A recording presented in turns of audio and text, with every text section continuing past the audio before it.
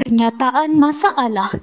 Tong sampah yang ada di sekolah tidak sesuai untuk menguruskan sisa organik, menyebabkan pencemaran bau berlaku dan pembaziran sumber tenaga biojisim. Ini adalah gambaran masalah sisa organik yang berlaku di sekolah kami. Strategik penyelesaian masalah. Mereka bentuk tong sampah yang berfungsi untuk pengurusan sisa organik supaya menjadi tenaga biojisim. Jingli dihasilkan daripada bahan kitar semula dan beberapa bahan serta peralatan yang dibeli di kedai Mr. DIY. Cadangan lokasi meletakkan produk jingli.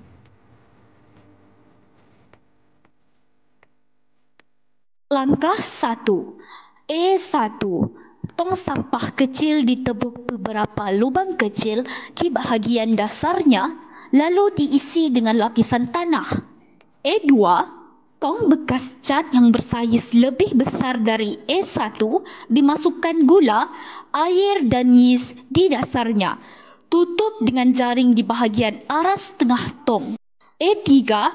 Tong sampah besar dipasangkan dengan 3 batang PVC berukuran 20 cm, 30 cm dan 48 cm. Cantumkan ketiga-tiga batang PVC menggunakan cangkuk sebagai pembuka dan penutup tong sampah.